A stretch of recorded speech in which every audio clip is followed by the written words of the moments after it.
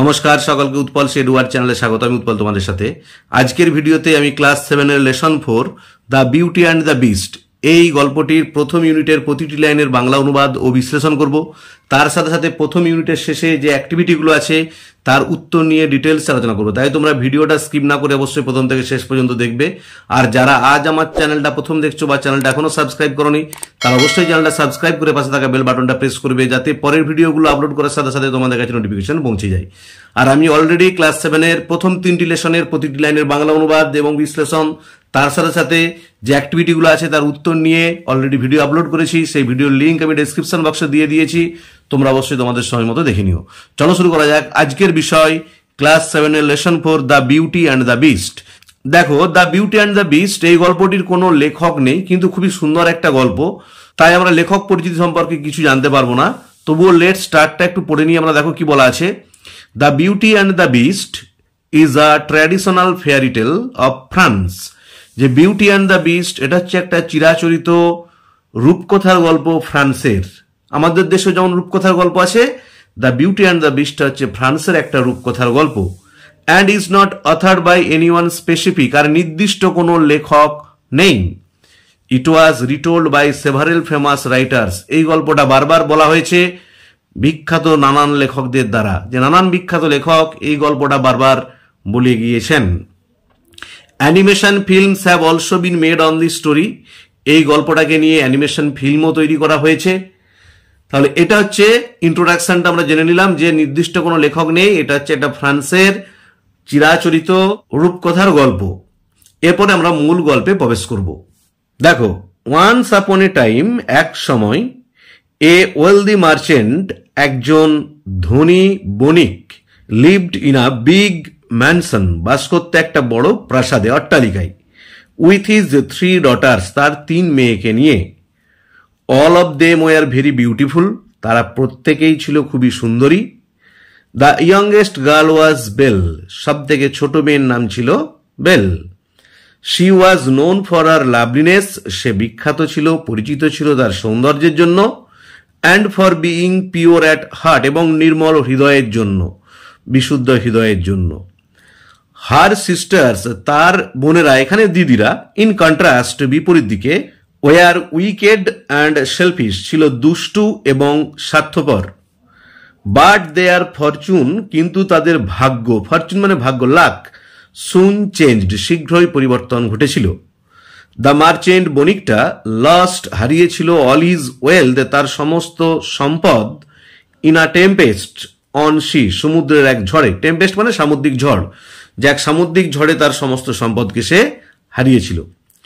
So he and his daughters, সুতরাং সে মানে ওই ওয়েলদি মার্চেন্ট, ধনী বণিকটা, এবং তার মেয়েরা, স্টার্টেড টু লিভ, শুরু করেছিল বসবাস করতে, in a small farm house, একটা ছোট্ট খামার বাড়িতে, ইন আ ভিলেজ, এক গ্রামের ছোট খামার বাড়িতে তারা বসবাস করতে শুরু করেছিল।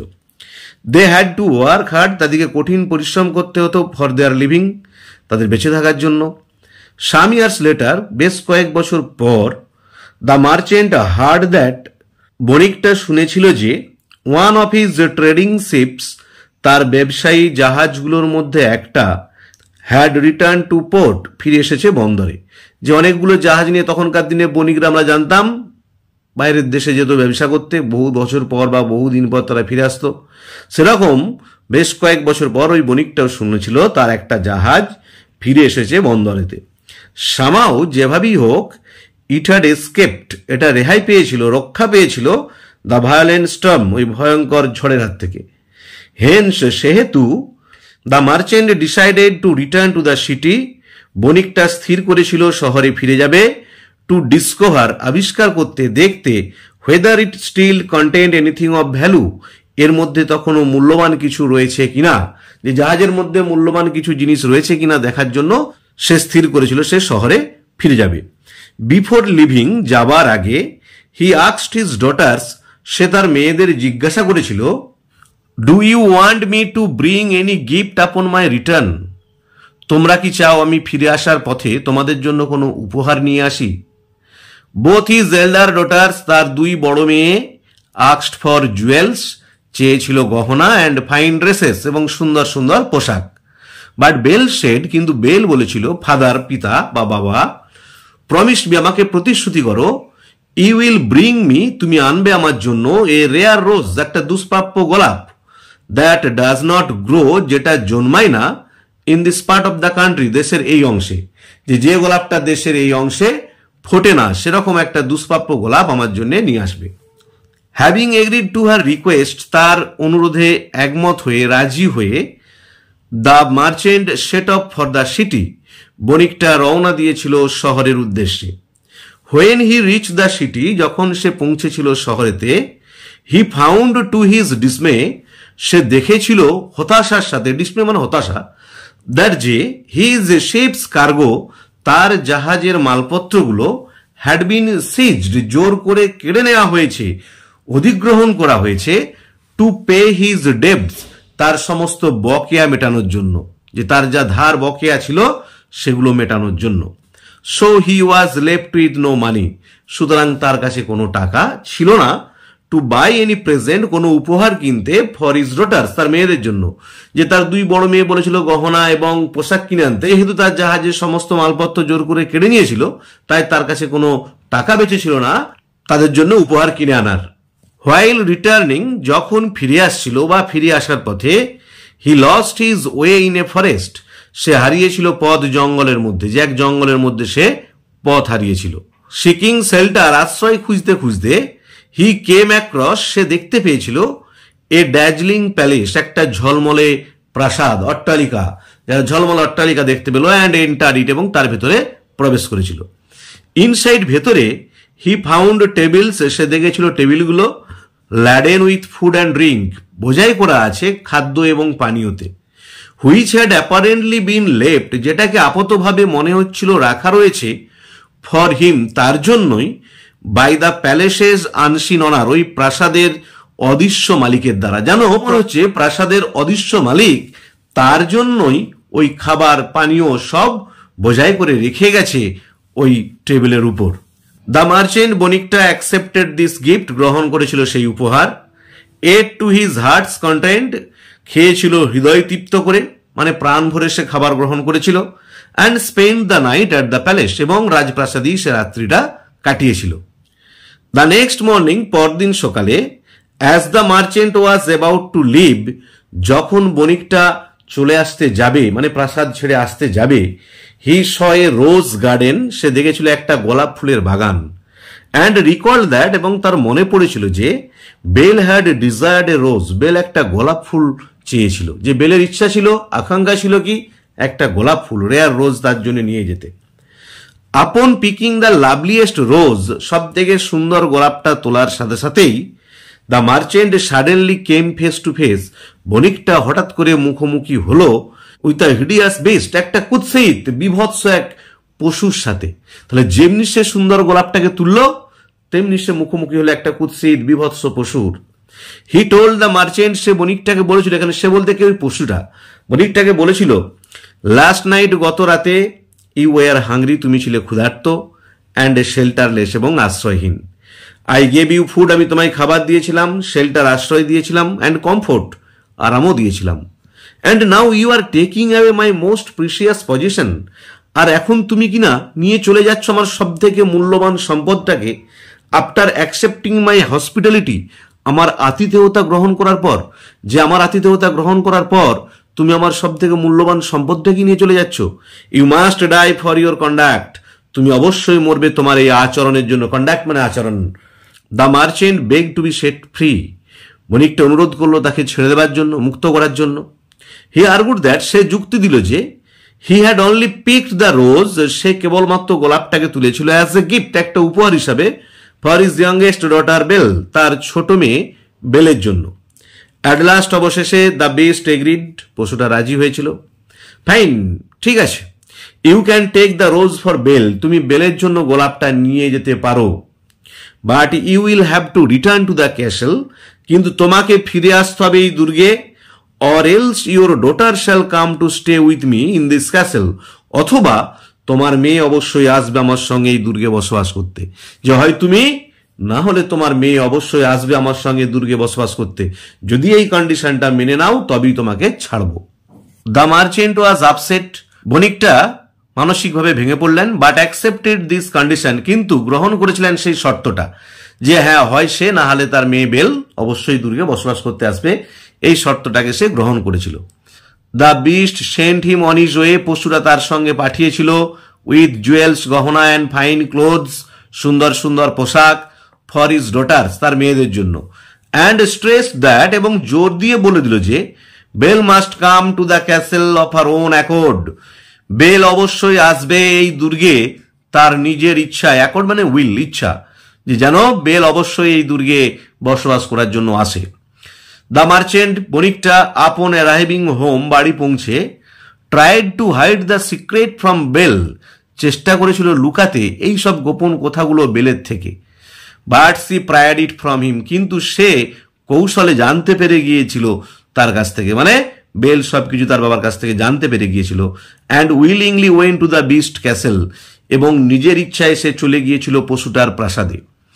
The beast received her graciously, পশুটা তাকে গ্রহণ করেছিল সাদরে, অ্যান্ড টোল্ড হার, এবং তাকে বলেছিল, তাহলে পশুটা বেলকে সাদরে অভ্যর্থনা জানালো এবং বলল, কি বলছে দেখো, you are the mistress of the castle, তুমি হলে এই দুর্গের মালকিন, and I am your servant, আর আমি হলাম তোমার ভৃত্য চাকর। তাহলে চিন্তা করো, বেলকে সে, আমরা প্রথমে ভেবেছিলাম হয়তো যখন আসবে তাকে খেয়ে ফেলবে, কারণ সে একটা বিভৎস কুৎসিত পশু, তার বাবা তার প্রিয় গোলাপ ফুলটাকে চুরি করেছে, কিন্তু না, দেখা যাচ্ছে যেমনি বেল দুর্গে এলো, বেলকে পশুরা সঙ্গে সঙ্গে বলছে তুমি হলে এই দুর্গের মালকিন আর আমি হলাম তোমার ভৃত্য চাকর।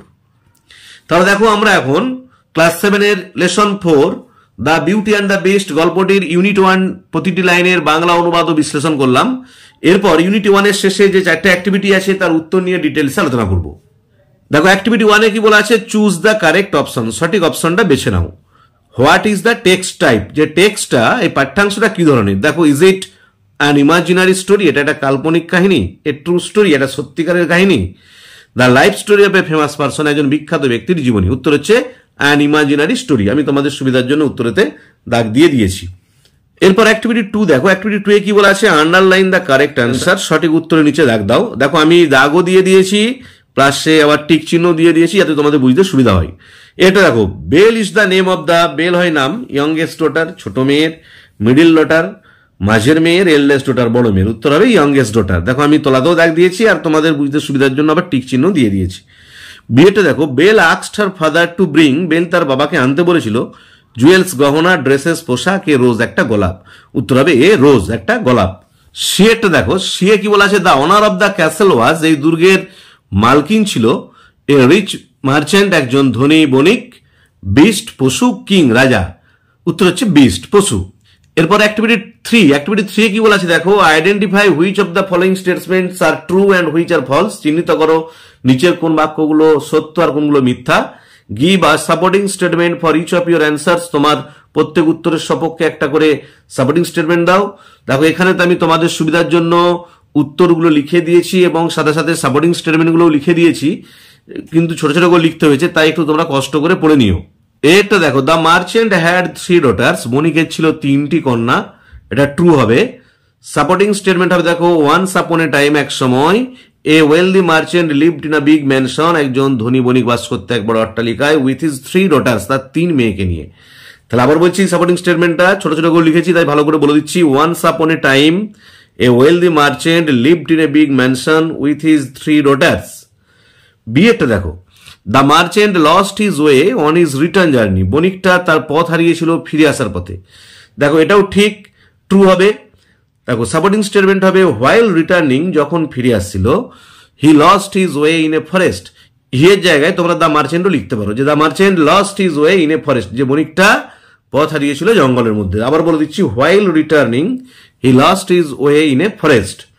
সেটা দেখো, Belle did not go to the castle on her own will, Belle তার নিজের ইচ্ছায় দুর্গে যায়নি, এটা ফলস, মিথ্যা।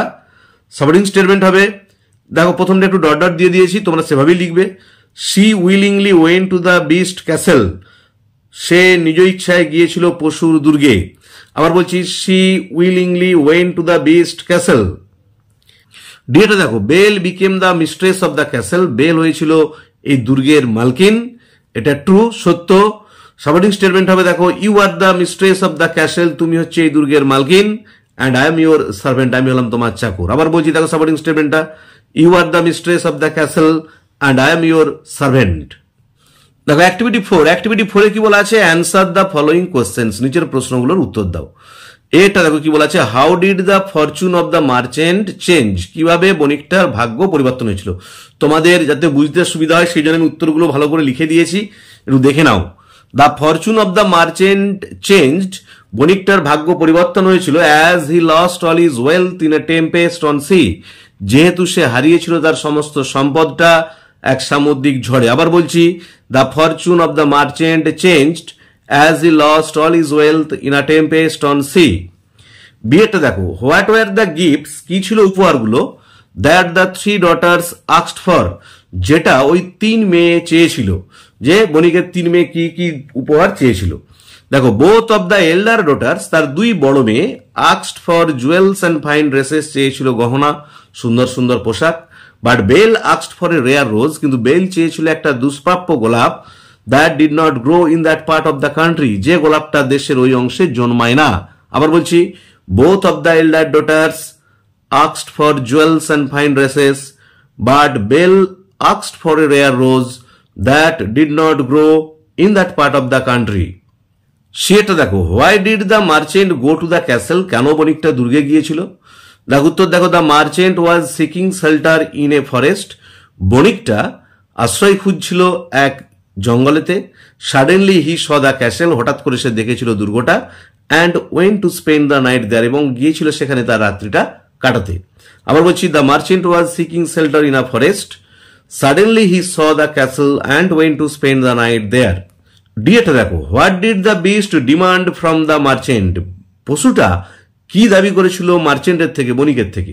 দেখ উত্তর হবে, দ্য বিস্ট ডিমান্ডেড দ্যাট, পশুটা দাবি করেছিল যে, আইদার দ্য মার্চেন্ট, হয় বণিকটা, অর হিজ ডটার, অথবা তার মেয়ে Belle would have to come to stay with him in the castle, আসতে হবে তার সঙ্গে থাকার জন্য ওই দুর্গে, যে হয় তাকে অথবা তার মেয়ে বেলকে আসতে হবে ওই দুর্গে তার সঙ্গে বসবাস করার জন্য। আবার বলছি দেখ উত্তরটা, the beast demanded that either the merchant or his daughter Belle would have to come to stay with him in the castle.